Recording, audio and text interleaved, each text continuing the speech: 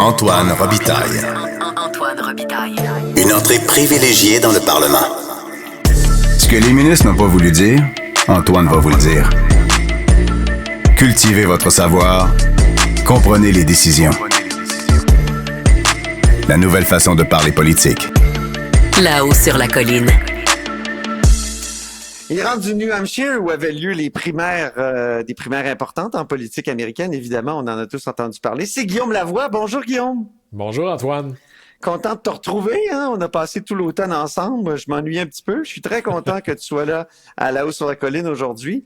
Puis surtout que toi, t'es allé, justement, comme je le disais, au New Hampshire. D'abord, je veux savoir, es-tu allé en train? Parce que je connais ta passion pour les trains. Oui, alors je serais normalement allé en train, mais pour le New Hampshire, là, c'est pas l'idéal là, parce que la seule ligne qui rejoint Montréal au reste des États-Unis, c'est de descendre pour aller presque jusqu'à New York, pour après ça trouver une ligne là, un peu perdue qui remonte au nord pour le New Hampshire. Alors le mieux, c'est la voiture, mais tu sais, le New Hampshire, c'est pas très très loin. Hein. De Montréal, non. C'est 4 heures Concord, qui est la capitale. Ouais. Une bonne demi-heure de plus, c'est Manchester, qui est la plus grande ville. Et puis là, tu es presque rendu dans l'écosystème bostonnais. D'ailleurs, l'aéroport Manchester fait partie du Grand Boston, là. Mais c'est un coin extraordinaire. Moi, je vais là depuis 2007 pour des tournées autour des primaires. Alors, il n'y a pas un pouce carré de l'État que je connais pas ou dans lequel je suis pas allé, que ce soit là, les coins les plus perdus, les centres d'achat, les centres communautaires. As-tu adopté leur devise « Live free or die », Guillaume? Qui est une devise assez fantastique. Pour la petite histoire, là, c'est la devise des États américains, Antoine, qui est la plus célèbre de toutes les devises. Hein. Nommez-moi-en une autre, hein, la preuve. C'était pas ça avant. Au Québec, dans les années 70, on est passé de la belle province à je me souviens. Au New Hampshire, c'était scenic, hein, comme une belle scène à voir. Et c'est en 71 en 71 que c'est devenu Live Free or Die, mais c'est la devise officielle de l'État depuis 1945. Et quelle est l'origine de espèce de choix manichéen entre la liberté et la mort? Ben, il y en a plusieurs. Dans la Révolution française, Antoine, il y avait ce slogan « Vivre libre ou mourir ». C'est presque textuel. Il y avait dans le siège de Barcelone, puis là, c'est ma racine catalane qui parle, il y avait « Vivre libre ou nous mourirons ». Puis sinon, aux États-Unis, pendant la Révolution américaine, ben, c'est Patrick Henry qui disait « Give me liberty or give me death ». Puis là, personne n'est vraiment sûr de ça vient d'où. C'est probablement un général, un peu l'enfant chéri de l'État du New Hampshire, un général très important pendant la guerre de la Révolution, la guerre d'indépendance, qui, dans un toast, avait écrit « Live free or die », qui s'était inspiré des choses dont on vient de parler. Probablement le plus proche, c'était la Révolution française, parce que là, c'est un anniversaire, on est en 1803, je pense. Mm-hmm. Alors, et ils en ont fait vraiment la devise. Alors, vraiment, l'idée de la liberté au New Hampshire, c'est très fort. D'ailleurs, c'est quoi la TVQ au New Hampshire? C'est 0. L'impôt sur le revenu au New Hampshire? C'est 0. Alors, beaucoup de gens qui sont ce qu'on appelle des fixed income, hein, des gens qui, par exemple, des retraités, déménagent au New Hampshire parce que si tu peux pas gagner plus, ben, tu peux couper dans tes dépenses puis pas payer d'impôts ou de taxes. Bien sûr. Puis tu peux faire de la moto sans casque. Voilà, alors, ça, de tout, là, moi, je suis plus sur l'impôt ou les taxes, mais oui, il y a ça aussi. Je trouvais que c'était... Oui, parce que c'est pas le cas dans tous les États américains. Mais le New Hampshire, donc, se caractérise par son amour de la liberté, mais aussi par le fait que c'est une sorte de plaque tournante politique, là. C'est pour ça que toi, tu y vas, puis ça te permet de faire des rencontres toujours intéressantes. Oui, parce que, d'abord, c'est la première primaire depuis les années 20, les années 30. Et le fait que ce soit un petit État, donc les dépenses pour y faire campagne sont un peu moindres, ce qui donne un peu plus la chance à tout le monde. Donc même un candidat qui n'a pas avec lui tout le parti, l'establishment, les grands médias et autres, c'était plus vrai avant, ben là, a une chance au New Hampshire. Et les gens donnent vraiment une chance à tout le monde. Mm-hmm. Moi, je connais un paquet de gens au New Hampshire qui font comme un devoir d'aller entendre tous les candidats, des plus importants aux plus inconnus, puis de se faire une vraie opinion. Puis là, les candidats, ils n'ont pas juste le luxe de faire des grands discours dans des trucs hyper aseptisés, là. C'est exemple, dans telle rue, dans tel quartier, ça se passe chez Antoine, alors tu y vas, puis Antoine invite ses voisins, puis tu leur parles. C'est vraiment là, personne à personne.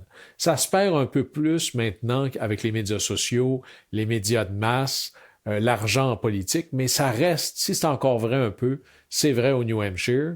Et moi, ça m'est déjà arrivé de me pointer à des rassemblements de candidats dont la campagne va pas très bien et d'être la seule personne qui est là avec 2-3 citoyens, puis le staff du gouverneur ou du sénateur ou de l'ambassadeur. Alors, ça permet de leur parler, puis à un moment donné, d'avoir une véritable relation. Alors, c'est un endroit fascinant, magnifique aussi.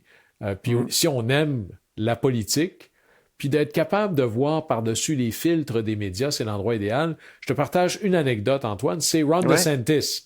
Hein, celui oui, à qui tout était tu l'as promis. vu, tu l'as aperçu là-bas. Oui, puis aperçu même de un pas, de ses discours. de pas très loin. Il faisait un événement dans une pièce, dans une espèce de salle d'hôtel minuscule, là, à peu près grande comme mon salon, un peu plus. On était, pour être généreux, 50. Puis toutes les caméras étaient là, mais il y avait à peu près 50 personnes. C'est pas beaucoup, ça. Ouais. Et là, il est au milieu, puis il parle. Puis j'avais un collègue qui était avec moi. À la fin, ça a duré 1 heure. Je regarde mon collègue, puis j'écoute. C'est pas personnel, là, je suis pas insulté, mais il m'a pas regardé une fois. On est 50, là. Puis lui, Oui, il dit... je sais pas qui a dit cette semaine, j'ai entendu qu'il y avait comme le charisme d'une thermopompe. T'as une poignée de porte, oui. Et là, mon ami me dit la même chose. Il regardait dans le vide, comme s'il voulait pas entrer en connexion avec personne. Puis là, tu sais, on peut faire mieux, là. Antoine, moi, j'ai rencontré Bill Clinton. Alors, il m'a serré la main, il m'a posé la question, bonjour, j'ai donné mon nom, puis que je venais de Chicoutimi. Ça a dû durer peut-être 2 secondes. Mais dans ces 2 secondes-là, je suis sûr ou j'avais l'impression que j'étais la personne la plus intéressante au monde dans sa vie. Alors, il y a des gens qui ont cette facilité à établir une connexion, et il y a des gens qui l'ont pas du tout. Ron DeSantis, plus il rencontrait des gens, plus les gens disaient, oui, mais il fait presque robotique là, dans sa capacité d'entrer en relation. Alors, il est plus dans la course. Et là, dans la course républicaine, évidemment, le New Hampshire, ça a marqué une victoire incroyable de Donald Trump. Es-tu allé à un des nombreux événements Trump là-bas? Oui, et c'était la première fois, moi, que j'allais. J'avais vu ses discours à la télévision ou sur Internet là, des centaines de fois. Là, je me dis, je vais aller à un rassemblement de Donald Trump, puis c'est impressionnant. Là. Moi, c'était un samedi soir. Il venait de faire un très gros rassemblement la veille. Et il en faisait un très gros le lendemain. C'est comme si, je sais pas moi, Madonna fait 3 spectacles en 3 soirs. Là. Tu dis, il n'y a pas assez de monde pour animer tout ça. Là. On est à Manchester un samedi soir de série éliminatoire au football. Là, je me dis, il n'y aura pas un chat. C'est le plus gros aréna de l'État. Et il y avait, quand moi je suis arrivé pour faire la file... C'est dans quelle ville déjà? Manchester, donc c'est dans Manchester, OK. C'est pas la capitale, c'est la plus grosse ville. Oui, oui. Et là, j'arrive pour faire la file, je vois l'aréna, puis là, je dois marcher pour être jusqu'au bout de la file. Je fais un premier pâté de maison, passe une lumière, un autre pâté de maison, encore. On était à peu près à 1 kilomètre de l'entrée, là. Et derrière moi, ça continuait, là. Et là, il fait moins 15 au thermomètre. Puis là, on est en Nouvelle-Angleterre, il fait l'humidité de 3000 %. Il y a un vent. Il doit faire à peu près moins 25 ressentis. Je fais la file pendant 1 heure. Là. Moi, j'étais habillé comme un ours. Il y a des gens qui étaient habillés comme des ados. Et quand ça a été le moment que moi, j'ai dû entrer, 1 heure plus tard, là, à me geler dehors, la file était encore plus longue. Et là, il faut passer la sécurité, un peu comme l'aéroport. Ben oui. Et j'avais de la misère à parler aux agents de sécurité. Est-ce que tu dois payer pour y aller? As-tu dû payer? Non, c'était gratuit. Puis pas que parce que j'y allais comme représentant des médias. Là, c'était gratuit pour tout le monde. C'est un show. C'est véritablement... Pensez à des gens qui font la file pour aller voir un show rock. Vous avez à peu près l'idée de ce que c'est. Aïe, aïe, aïe. Et là-dedans, c'est véritablement là, de l'ordre d'un rassemblement de la colère. Ah oui. Trump dit n'importe quoi. Alors, par exemple, un il disait « En Chine, ils n'ont pas de problème de drogue parce qu'ils ont la peine de mort. Quand moi, je vais être au pouvoir, ce ne sera pas pareil. » Puis là, t'as envie de dire, il a dit ça? Mon Dieu. Parce qu'il y a la peine de mort aux États-Unis aussi. Là. Ben oui. On n'est pas dans l'ordre des faits, on est dans l'ordre de l'émotion. Tout le temps, ouais. Et l'émotion, en fait, le véritable caractère unifiant d'un rassemblement de Trump, c'est la faute à un tel, puis à un autre. Puis les lignes qui marchent le mieux, puis elles marchent, là. On peut critiquer la manière de le faire, mais Trump touche à des cordes de sensibilité extrêmes. Voici là, dans l'ordre des applaudissements les plus forts. Tout ce qui concerne, là, c'est la faute des woke. Il y a une colère par rapport à ça. Les ayatollahs de l'environnement puis de la voiture électrique. Les ayatollahs, les globalistes, ceux qui veulent le libre-échange, ceux qui veulent que les étrangers aient le droit d'exporter des choses chez nous. Et peut-être la chose qui est la plus applaudie, c'est la frontière, c'est l'immigration. Puis là-dessus, Trump peut dire là, tous les caractères farfelus qu'il veut, mais il reste qu'à chaque jour aux États-Unis, il y a 13 000 personnes qui traversent illégalement la frontière. C'est intenable. Et ça, si Joe Biden ne se met pas à parler de sécuriser la frontière, il est foutu. À la fin, celui qui gagne une élection, Antoine, c'est pas lui qui a la meilleure réponse. C'est la personne qui répond à la question qui intéresse les gens. C'est ça. Puis l'immigration, c'est en haut de la liste. Absolument. Ben, on voit que le thème est en train de s'installer ici aussi, hein, avec François Legault, sa lettre, même Justin Trudeau qui a dit qu'il fallait contrôler les étudiants étrangers, le nombre de travailleurs temporaires. Donc, ça s'installe ici aussi, ce thème-là, mais évidemment pas dans des termes trumpistes. En tout cas, pas encore, mais... non, donc, le problème est là, mais si personne n'y répond, si le centre, ou appelons ça la politique du centre, les partis traditionnels répondent pas à des enjeux réels, il ne faut pas se surprendre que des gens à la marge finissent par monter. C'est ceux qui répondent aux questions qui intéressent les gens qui vont avoir des votes. Fait que si Trump fait plein de votes, c'est peut-être aussi parce que les autres n'ont pas réussi à donner un écho aux préoccupations qui sont sincères. Le libre-échange, moi je suis libre-échangiste, mais c'est vrai que ça fait fermer des usines dans certains endroits, puis ceux qui se retrouvaient mal pris, on leur disait « t'as juste pas compris ». Et là-dessus, la critique de Trump, elle est très forte. Là. Nikki Haley, tous les gens qui sont avec elle, c'est le vieux parti républicain. Là, je parle comme Trump, c'est les gens qui nous ont trahis, c'est les mondialistes, c'est les élites. Et là-dessus, c'est très fort. Ce n'est plus le parti républicain. Ronald Reagan se ferait jamais élire aujourd'hui dans ce parti-là. C'est lui, justement, ce qu'il disait sur les immigrants, c'est devenu totalement interdit dans le parti de Trump, entre autres.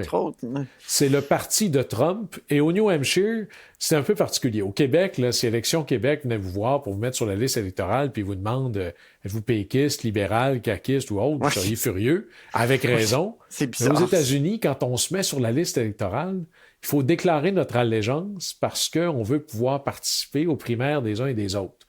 Moi, je pense que c'est fou raide, mais c'est comme ça. Au New Hampshire... C'est vraiment une vieille démocratie pour ça. C'est comme Joe Biden qui a gagné sa primaire, mais parce que les gens ont écrit son nom à la main sur les bulletins de vote. Oui, puis là-dessus, le fait que l'Iowa et le New Hampshire soient en premier, ça colore énormément la politique au national. Ah oui. Si vous voulez augmenter les comptes de taxes, là, puis que le premier État où vous allez vous faire tester, puis qu'il y a tous les projecteurs, c'est le New Hampshire où ils n'en payent pas, bien, vous êtes mort. Puis là, bien, le premier test électoral que vous avez, c'est un échec. L'autre politique ridicule, sinon débile, c'est l'éthanol dans l'essence. L'éthanol, c'est fait avec du maïs. L'endroit où on fait du maïs, c'est en Iowa. Si demain matin, le premier État était la Caroline du Sud, ce que M. Biden veut essayer de faire, ou le Nouveau-Mexique, ou la Californie, les thèmes ne seraient pas les mêmes. Ramenons ça chez nous, Antoine. Ah oui. Si on faisait des courses à la chefferie région par région, puis la première région, c'est le Saguenay-Lac-Saint-Jean. Oui, là, vous avez l'idée saugrenue d'aller dire que l'aluminium, c'est mauvais. Oui. Mais je donne pas cher de votre peau, là. Alors, il va y avoir une politique industrielle pro-aluminium, ça va colorer les choses. Ah puis oui, si c'était l'Abitibi, ben, il faudrait parler des mines. Du bois. Des mines, oui. Alors, celui qui arrive en premier, ça surcolore, ça surpondère les thèmes. Et là-dessus, ben, c'est ça que Biden dit. Il dit peut-être qu'on devrait prendre un État un peu plus diversifié dans sa population. Par exemple, la Caroline du Sud, population noire importante, population blanche, mais du Sud, plus col bleu, avec des bases militaires, un poids militaire important. C'est un bon test représentatif ou plus représentatif du reste du pays.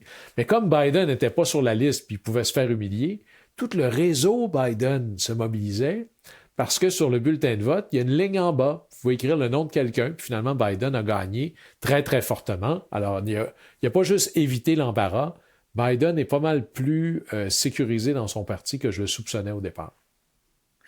Ben merci infiniment pour ce carnet américain. Puis c'est toujours intéressant de t'entendre parler de tes voyages là-bas. Ça fait combien de fois que tu vas aux États-Unis? Là? Tu as déjà calculé? Non, je n'ai pas calculé, mais il y a 50 États. Là. Je ne sais pas, je suis allé combien de fois, puis là, tous les voyages sont pas égaux entre eux. Là. Ouais. Aller au New Hampshire, puis se geler, à plus sentir les doigts, puis le nez, ça laisse des traces plus importantes que de juste passer là, à l'aéroport en partage. Mais le New Hampshire, le Colorado, la Géorgie, l'Alabama ont pour moi été les plus marquants. Puis l'Oregon, dans le fond, quelque part, les États-Unis, c'est pas un pays, c'est un continent. C'est ça. Et il n'y a personne qui peut dire qu'il comprend les États-Unis, pas plus qu'il comprend le Canada, s'il n'a pas vraiment passé du temps dans chaque pied carré de la pièce. Alors, ça fait quelque chose d'assez vaste à découvrir, donc encore plus intéressant. Merci encore une fois, Guillaume, puis au plaisir de te retrouver à La Haut sur la Colline. Au plaisir. Salut. Antoine Robitaille. Il décortique les grands discours pour nous faire comprendre les politiques. Là-haut sur la colline. Alors, j'ai toujours rêvé de faire ça, réunir toute l'équipe politique du journal. Là, il manque malheureusement le chef Rémi Nadeau, mais il viendra, c'est sûr, parce qu'il y a de la place sur la nouvelle plateforme qu'on utilise. Alors, on va parler des caucus avec l'équipe politique. C'est mes amis correspondants et correspondantes parlementaires à l'Assemblée nationale pour le Journal de Québec et le Journal de Montréal. Il y a Geneviève Lajoie, bonjour. Bonjour, Antoine. Marc-André Gagnon, bonjour. Gabriel Côté, bonjour. Patrick Belrose, bonjour. Et Nicolas Lachance. Alors, vous avez tous fait des caucus cette semaine. On va commencer par Nicolas Lachance, qui était, en fait, c'est la semaine passée dans ton cas. C'est pour ça qu'on commence par toi. Le premier parti qui a dégainé dans les caucus, c'est le Parti québécois. Tu étais là. Comment ça s'est passé? Le Parti québécois qui a profité du vide. C'était le seul parti la semaine dernière à faire son caucus. Donc, l'attention médiatique était totale, si bien qu'on a même pensé que la CAQ paniquait à un certain moment parce qu'il y a eu des lettres qui ont été envoyées sur l'immigration par la CAQ à Ottawa. Et on aurait dit que c'était en réponse à ce que le Parti québécois est en train de faire au Lac-Saint-Jean, à Alma, où ils se sont réunis. Clairement, le Parti québécois a le vent dans les voiles à Alma. J'ai couvert la campagne électorale là-bas du Parti québécois et jamais, durant toute la dernière campagne électorale, il y avait eu autant de monde dans des rassemblements militants. Donc, le premier soir, il y a eu un rassemblement militant à Alma. La salle était comble, c'était le délire.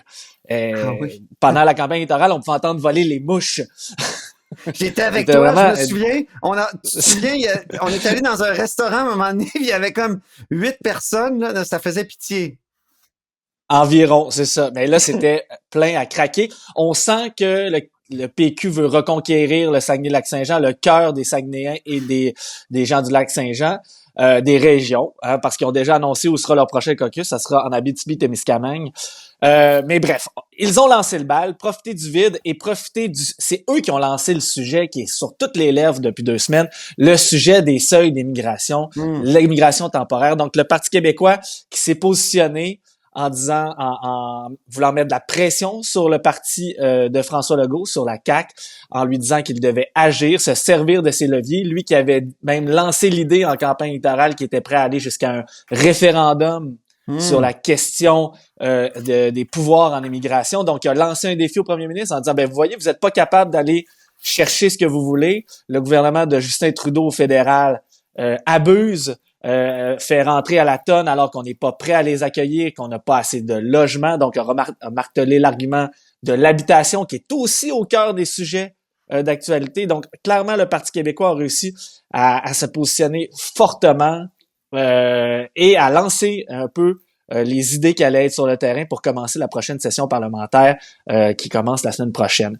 On a aussi senti, on est revenu sur l'indépendance, la souveraineté. Paul Saint-Pierre Plamondon a assuré qu'il allait continuer malgré les bons sondages, même s'il y a le vent dans les voiles, qu'il allait marteler son sujet de prédilection, l'indépendance du Québec, qu'il allait pas tirer la prise parce que justement, il gagne des votes, il gagne des appuis. Paul Saint-Pierre Plamondon a admis qu'il serait moins présent à l'Assemblée nationale lors de la prochaine session parlementaire. Il sera sur le terrain à la recherche de vedettes. Donc, il cherche déjà son équipe qui pourrait être ministrable. Ce qui est quand même intéressant 2 ans d'avance. Il veut vraiment profiter de l'élan actuel du vent qui souffle dans ses voiles. Marc-André et Geneviève, vous étiez au caucus de la Coalition Avenir Québec. Geneviève, donc l'immigration aussi, ça a fait beaucoup jaser, là, et malgré tout, le premier ministre est resté discipliné parce que c'est sa nouvelle marotte, ça, être discipliné sur la question de l'immigration. Oui, c'était la première apparition, faut le dire, du premier ministre depuis avant les fêtes. Hein? Donc, ça fait très longtemps. Puis, on l'a senti quand même, il s'est très peu adressé à nous, là, juste à la fin, mais on l'a senti très nerveux. Même dans le point de presse qui clôt comme le caucus, là, on l'a senti nerveux. Il avait peur de faire une erreur. Hein? Puis, de toute façon, les officines, dans les officines caquistes, on avait mis, dès le début de la semaine, là, le mot d'ordre là, avait été donné. Dans plusieurs médias, là, on avait publié ce que les apparatchiks caquistes le souhaitaient, c'est-à-dire le mot discipline pour la semaine. Et aussi que de rassurer un petit peu aussi les ministres à l'effet qu'il n'y aurait pas de remaniement ministériel là, d'ici juin, mais qui sont tout de même sous la loupe, là. Hein? Le premier ministre les a à l'œil. Et puis, on s'attend à ce qu'il performe. Ça mettait la table pour le caucus. Ça mettait la table, mais moi, je trouve ça bizarre, un peu un parti qui nous dit, au fond, qui fait de la stratégie ouverte. Hein? Il nous dit qu'il faut être discipliné, on va revenir au jeu de base. Ça, est-ce que c'est une bonne idée, Marc-André, tu sais, de faire de la stratégie ouverte, parce qu'après ça, nous, on va dire, ben là, les distractions, c'est quoi? La discipline, est-ce que vous êtes vraiment discipliné? Alors, on n'est pas dans le fond, on est dans la forme totalement. Ben, c'était la grande question. Quelles sont ces distractions? Bien qu'on s'en doute, et on a posé la question lors du seul point de presse de ce caucus à François Legault, à savoir quelles sont donc ces distractions. Et ce que M. Legault nous a répondu, c'est que la meilleure manière de se tenir loin des distractions, c'est de ne pas les nommer. Donc, je n'irai pas les nommer, c'est ce qu'il a dit. Il a ajouté que tout a été dit. Et ça, c'est une phrase qu'il disait aussi avant les fêtes. Tout a été dit lorsqu'on questionnait sur quoi? Sur le troisième lien, entre autres. Tout a été dit. Alors, on comprend qu'en 2023, le troisième lien, ça embêtait la CAQ et pourtant, ben, ils ont créé leur propre malheur dans les faits, puisqu'ils ont d'abord reculé sur ce qui était depuis des années l'engagement fort de la CAQ, donc de creuser un tunnel entre Québec et Lévis routier. Donc, en avril, on nous annonçait que c'était un troisième lien finalement sans voiture. Après la défaite cinglante de la CAQ dans Jean Talon, François Legault a ramené la possibilité d'un troisième lien routier. On comprend que maintenant, M. Legault ne veut plus en parler et qu'il ne veut plus parler non plus des enjeux de la capitale nationale. Et beaucoup des promesses de la CAQ, qu'on pense au troisième lien, au tramway, au marché Champlain, tout ça, ça attend maintenant la fameuse analyse qui a été commandée à CDBQ Infra, dont on aura les résultats c'est tout un rendez-vous, ça, en juin? En juin, là, ça va être un rendez-vous. Je veux dire, tous les sujets vont revenir sur... Toutes les distractions vont revenir sur la table. Oui, là, il y a une nouvelle session parlementaire qui commence et à la fin juin, lorsque cette session parlementaire va terminer, le gouvernement Legault aura de grandes décisions à prendre, des décisions qu'on a l'impression qu'il est en train de pelleter en avant. Et là-dessus aussi, on a posé la question à M. Legault à savoir s'il pelte en avant des grandes décisions qu'il doit prendre sur plusieurs de ses promesses phares, en fait, et il nous a demandé à être patient. Et les députés, pour leur part, pendant le caucus, ont respecté le mot d'ordre. J'ai eu personnellement l'impression que discipline pour les députés de la CAQ, ça voulait dire éviter de répondre aux questions des journalistes. Oui, c'est ça. Nicolas, tu voulais ajouter quelque chose? Après ça, on va aller à Patrick.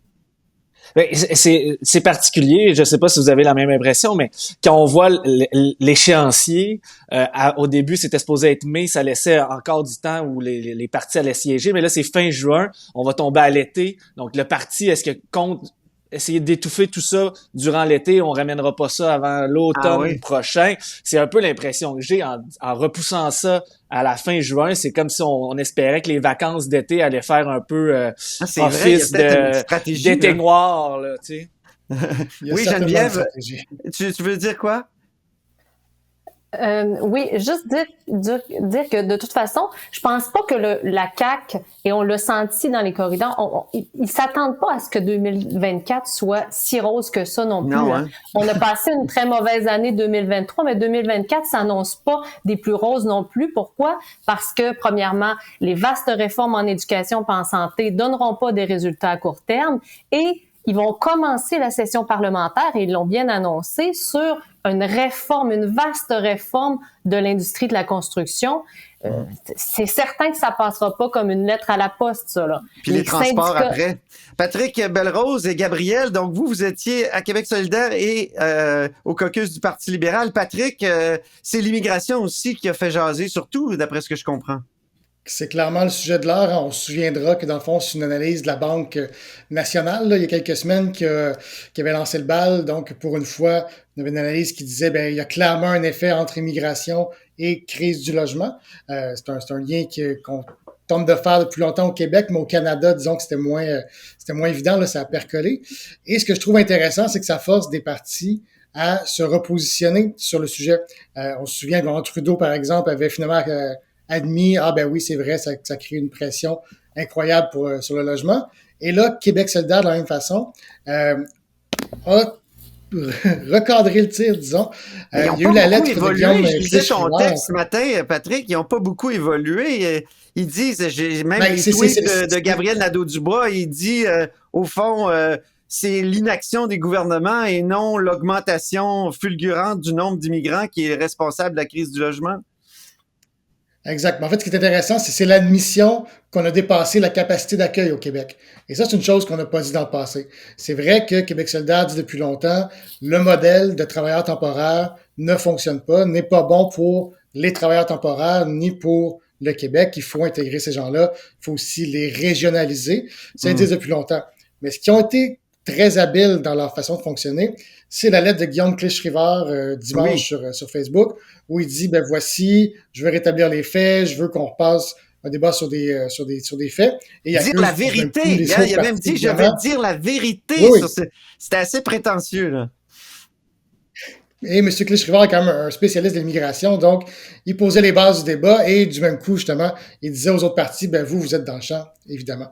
Mais ce qui est habile, c'est que dans cette lettre-là et dans ses interventions par la suite à la télé, il glissait le fait que, oui, on a dépassé la capacité d'accueil. Évidemment, c'est un fait.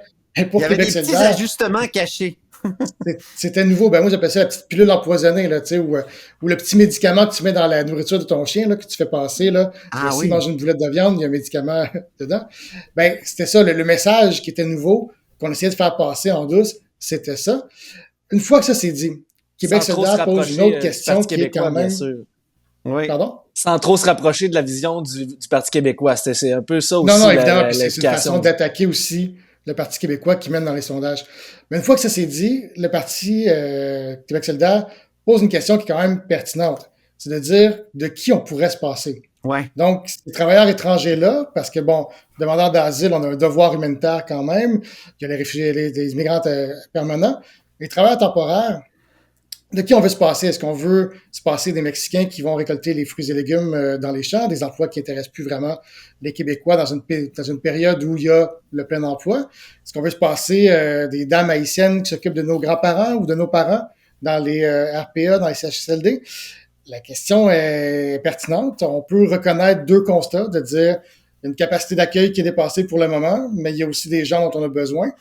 Et là, évidemment, la situation démographique qui fait qu'on est obligé d'accueillir beaucoup. Exactement, la pyramide qui fait que les gens vieillissent beaucoup plus rapidement que le remplacement. Donc, Québec solidaire dit, écoute, la solution pour moi, je termine là-dessus, c'est de lancer une grande corvée du logement. Ah oui. Donc, de créer plus de logements. Juste pour finir rapidement, dans les années 80, on a lancé une grande corvée de l'habitation. À l'époque, on se souvient, les taux d'intérêt étaient à 20%. Donc, on a dit, on va créer de l'habitation pour la classe moyenne avec des taux préférentiels. Québec solidaire, eux autres, ils veulent faire quelque chose de similaire, mais pour le logement abordable, évidemment, ils restent un petit peu dans leur tal habituel. Ils piquent des idées au vieux PQ. Oui, tout à fait. Au vieux Parti québécois. Gabriel, on t'a pas encore entendu. On a l'impression que les libéraux dansaient difficilement, pas sur le même pied, toujours sur la question de l'immigration aussi. Les libéraux ont eux aussi, comme tu dis, dansé sur un pied, peut-être sur une cheville foulée. Oui, c'est mon cas. Oui, c'est vrai. À propos d'immigration, ils ont comme Québec solidaire, ils ont admis, un peu contrairement à leur discours habituel, que l'immigration met de la pression sur le logement, que l'immigration met de la pression sur les services publics.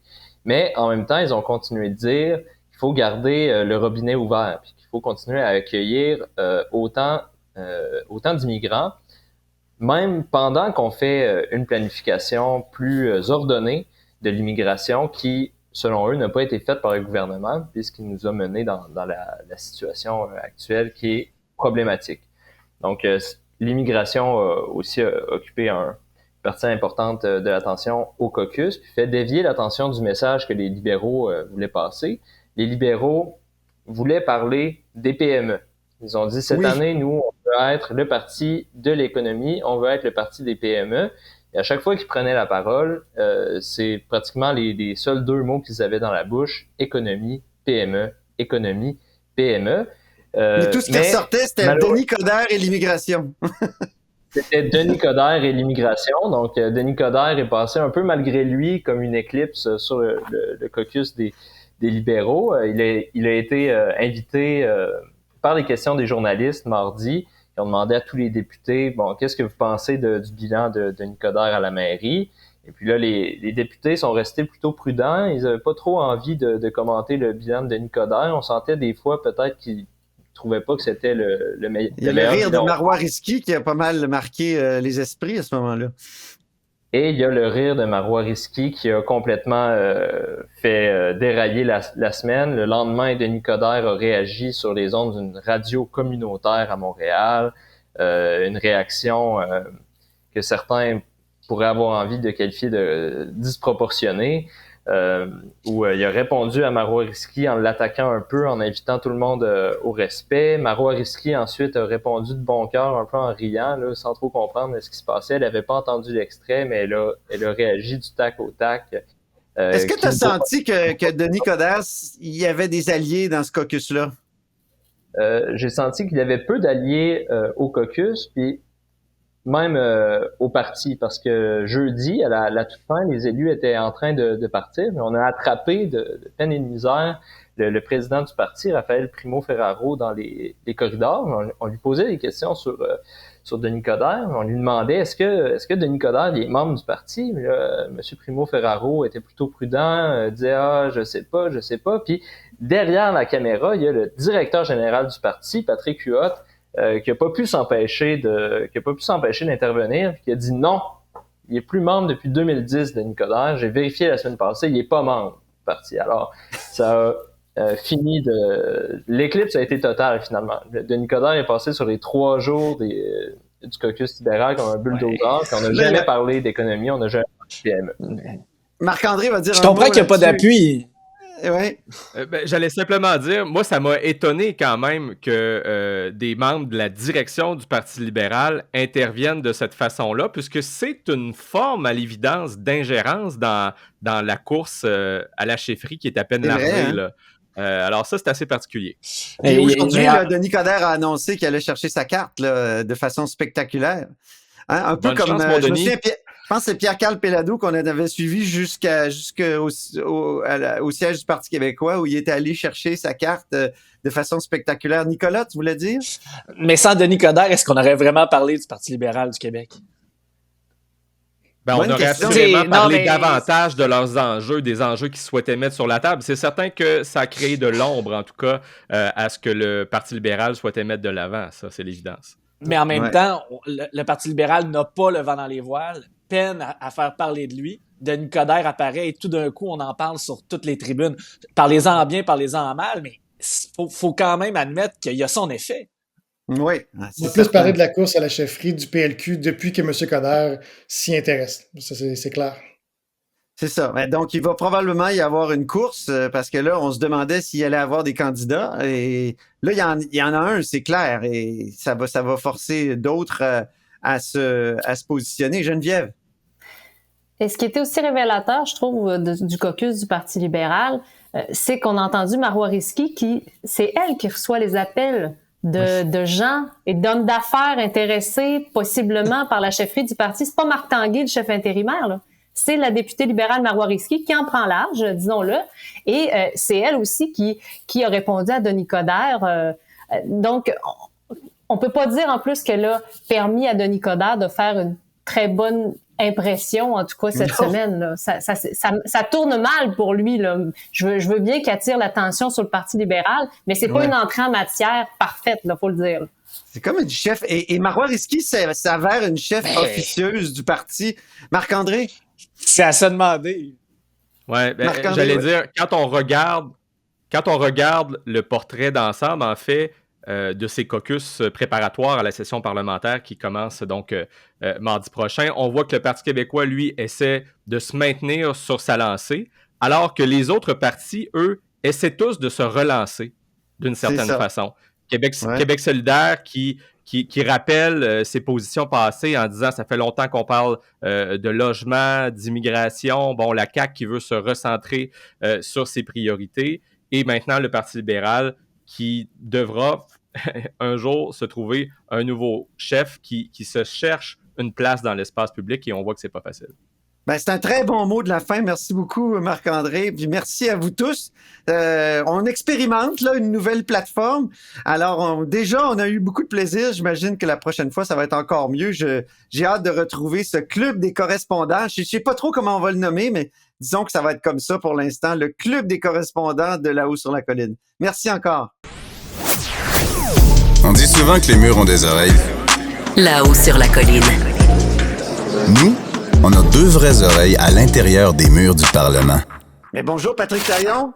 Bonjour, Antoine. Notre chroniqueur constitutionnel et accessoirement professeur de droit à l'Université Laval en tenue sportive aujourd'hui, pour un sujet assez sportif, c'est-à-dire la décision de la Cour fédérale. C'est le problème de Cube Télé, Oui. Maintenant, mais oui, c'est un sujet très sportif, en effet. Donc, c'est la décision de la Cour fédérale qui a invalidé l'état d'urgence fédéral dans le dossier du convoi de la liberté. Toi et moi, on en a parlé plusieurs fois l'an passé. Je pense qu'on partageait aussi un certain scepticisme quant à l'usage de cette espèce de bombe nucléaire là, juridique et policière. Et je veux t'entendre sur ce revirement-là, parce qu'il y avait quand même eu une commission d'enquête du juge Rouleau qui avait dit, non, le gouvernement était justifié d'utiliser cette bombe nucléaire, j'emploie encore l'expression. Je t'écoute. C'est tout un revirement, en tout cas. Là. Ça fait 2 ans les événements. Oui. 1 an le rapport Rouleau, là, à quelques jours près. Et bon, moi, oui, j'ai dit le convoi de la liberté, mais je tiens à préciser aux téléspectateurs que c'est les camions là à Ottawa. Oui, là. bien sûr. C'est ça. Là. Je tiens à le préciser. Bon, voilà, je t'écoute. Et franchement, c'est le contraste entre le contenu du rapport Rouleau que j'avais lu à l'époque, peut-être le 100 pages de résumé, et le contenu des motifs là de ce jugement de 190 pages du juge Richard Moseley. Oui. C'est fascinant comment il raisonne à partir des mêmes ingrédients. C'est sûr que il va y avoir des gens pour insister sur l'idée que la mission du juge Rouleau n'était pas la même que la mission du juge Moseley. C'est vrai, le juge Rouleau, lui, il est plus proche d'une commission d'enquête, il fait le bilan en vertu de la loi, puis à la limite, le juge Rouleau, lui, sa mission, c'était d'être plus sévère. Parce que sa mission, c'était de faire des recommandations. Même si le gouvernement était correct, il devait penser le mieux pour la prochaine fois. Donc, sa liberté sa marge de manœuvre pour aller très loin dans sa réflexion, à mon avis, elle était plus grande. Alors que le juge Moseley, lui, il incarne le pouvoir judiciaire qui doit faire preuve de retenue face à un pouvoir politique là, qui est sur des questions de sécurité, qui est en temps de crise. Puis c'est un peu l'inverse qui s'est passé. C'est le juge Rouleau qui fait preuve de retenue, puis c'est le juge Mosley qui dit... C'est le monde à l'envers, comme disait Stéphane Bureau à la télé il y a quelques années. Mais dis-moi donc, là, l'état d'urgence, c'est une sorte de loi des mesures de guerre. Et on se souvient que ça a été utilisé en 70. 14 ans plus tard, c'est révisé par Pierre Elliott Trudeau. La loi est finalement adoptée et on met dans la loi, on rend le recours à cette bombe nucléaire-là plus difficile. On ajoute une espèce de révision judiciaire obligatoire, ce qui a été le juge Rouleau. Et là, par contre, pour ce qui est du juge Mosley, ce qui vient de tomber, là, ça vient d'où? C'est une poursuite devant la Cour fédérale, je crois. Ça, c'est 2 groupes du Canada anglais, des associations de protection des libertés civiles. Ils se sont aussi trouvés des individus concernés. Mais d'ailleurs, il y a des dossiers d'individus qui ont été rejetés par le juge. Il dit, c'est pas des vrais cas concrets, puis il en a retenu 2, puis il a accepté les demandes des 2 associations. Okay. Mais on rejoue un peu le même film que devant la commission Rouleau, là. C'est des éléments de preuve qui sont souvent les mêmes. C'est les questions de droit, les ingrédients juridiques à partir desquels le juge Rouleau réfléchit puis le juge Mosley réfléchit. Ce sont les mêmes ingrédients. C'est ça. C'est la charte des droits, c'est la loi, Et les 2 groupes de la société civile qui sont requérants dans le dossier devant nous cette semaine, ils étaient aussi là partie prenante du débat là devant la commission Rouleau. Fait que c'est vraiment fascinant comment on arrive à dans un cas le verre est à moitié vide et dans l'autre cas le verre est à moitié plein. Le jugement Mosley, j'ai pris le temps de le lire, alors je te résume ce qui est le plus intéressant. Okay. Le plus intéressant, c'est ce qui vient, c'est ça, la partie où il réfléchit sur le contenu de la loi sur les mesures d'urgence, la nouvelle loi sur les mesures de guerre. Évidemment, elle est plus exigeante, cette loi. On l'a voulu plus sévère à cause des abus de la crise d'octobre. Moi, j'irais même dire qu'elle est un peu trop sévère à l'endroit du gouvernement par moment. Oui. Et c'est ça que fait le juge Mosley. Il prend les critères de la loi au sérieux. Là où le juge Rouleau est toujours en train de dire, je laisse le bénéfice du doute au gouvernement. Je comprends que d'autres pourraient avoir une autre lecture de la situation, mais je laisse le bénéfice du doute au gouvernement, alors que lui, il va arriver et va dire, non, écoutez, il y a un critère, ça prend une menace à la sécurité nationale. Il n'y en avait pas. Voilà. Il a raison. Il a raison, mais en même temps, est-ce que c'est pas un critère trop sévère, ça? Parce qu'un jour, on pourrait imaginer un État paralysé, pour de vrai, pas parce que le gouvernement était passif, là, comme dans ce cas-là. Donc, des problèmes importants pour lesquels on n'a pas de solution avec nos moyens réguliers, mais qui sont pas pour autant des menaces à la sécurité nationale. Donc, c'est là où moi je m'interroge sur la loi fédérale, si elle va pas un peu trop loin, c'est-à-dire qu'à un moment donné, il peut y avoir des problèmes qui sont prolongés, pour lesquels on a besoin d'outils spéciaux, mais qui ne menacent pas la sécurité. Et là-dessus, en tout cas, le juge, lui, il applique le critère prévu par la loi. Le deuxième critère qu'il applique, celui-là, j'y crois à ce critère-là, il est prévu par la loi. Hein. Souvent, à ce micro, on parle des critères juridiques, parce que ce sont des critères que les juges inventent pour interpréter la charte. Mais là, on n'est pas là-dedans. C'est des critères noir sur blanc, inscrits dans la loi, puis le juge dit, écoutez, à la limite, il dit pas, là, mais si ces critères-là font pas votre affaire, vous avez qu'à changer la loi. Et donc, on n'est pas dans la même logique là que ces critères jurisprudentiels en matière de charte. Deuxième critère important, donc, au fond, est-ce qu'on avait épuisé les solutions de rechange? Est-ce qu'on avait épuisé les outils normaux, les pouvoirs normaux que la police détient, les pouvoirs normaux que les gouvernements détiennent? Puis là, c'est vrai que le gouvernement Trudeau aura sa faute dans le dossier, ça aura été d'être passif.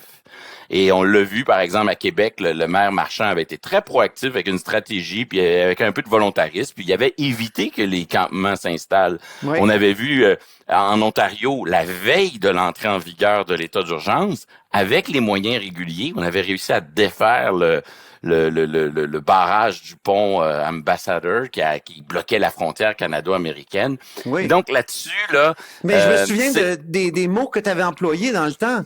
Il n'y a pas d'insuffisance de droit. C'est ça. Il y a une insuffisance peut-être policière, mais il n'y a pas une insuffisance de droit. Mais j'avais trouvé ça très juste comme expression, parce que quand on utilise un outil comme celui de la loi des mesures d'urgence, ben c'est qu'on a besoin d'un coup juridique ou législatif majeur, là. Et le juge Rouleau, lui, il achète complètement l'excuse ou le motif du gouvernement fédéral, c'est que la police d'Ottawa était dysfonctionnelle, ça marchait pas, et c'est pour cette raison-là qu'il fallait d'autres solutions. Ah oui. En même temps, lui, le juge Mosley, il dit non, s'il y avait un problème à la direction de la police d'Ottawa, c'est pas une impuissance, c'est pas qu'il y a pas les moyens, c'est qu'il y a un problème de leadership. Puis il y a peut-être d'autres solutions que l'état d'urgence pour ça. Mais après, à la fin, là, c'est du droit, mais tout le monde peut se faire sa petite idée. Je prends un exemple. On nous dit les compagnies de remorquage refusaient de contracter avec l'État fédéral parce qu'ils se disaient on va avoir des représailles. Mais ça, c'est un bon argument qui montre que dans l'état normal des choses, si les partenaires privés refusent de contracter puis qu'on n'a pas de remorqueuse, ben là, ça donne un peu raison au gouvernement Trudeau. En même temps, le juge Mosley, il dit non, c'est pas vrai. La police a quand même quelques remorqueuses. Il y en a quelques-unes à l'armée. On aurait pu essayer quelque chose. Puis quand on regarde comment ça s'est démantelé à la fin, la manif, puis les campements à Ottawa, ben, au fond, la police, elle a utilisé des moyens qui sont assez normaux, là. L'opération policière qui a duré plusieurs heures, voire plusieurs jours, elle s'est déroulée d'une manière qui n'impliquait pas en soi des pouvoirs spéciaux. Non, c'est ça. Un mot sur le fédéralisme. C'est, à mon avis, le parent pauvre de ce jugement, et c'est ce dont on parle pas assez sur les autres tribunes. La loi contient un critère en lien avec le fédéralisme. Mais à la haut sur la colline, on est attentif à la question du fédéralisme. Exactement. Et donc, la loi contient un critère en lien avec le fédéralisme. Un, il faut consulter les provinces. Puis là, c'est la première fois qu'on le faisait. Et quand on dit il faut avoir épuisé les moyens normaux, là, ben c'est comme si on dit il faut que les provinces ne soient plus capables de gérer la situation. Et là, je trouve que la décision du juge Mosley est décevante. Il donne pas au fédéralisme le poids qu'il devrait avoir. Alors, il y avait qu'une seule province qui est intervenue dans le litige, c'était l'Alberta. Et là, il faudra se demander, le dossier s'en va en appel, est-ce que le gouvernement du Québec va aller défendre les intérêts du Québec devant la Cour d'appel, Cour fédérale d'appel? Moi, je crois qu'on devrait le faire, parce que là, on a un précédent qui dit tenir une réunion téléphonique avec les provinces dans laquelle un grand nombre de provinces s'opposent à l'état d'urgence, c'est suffisant pour s'acquitter du devoir prévu par la loi. Donc, consulter...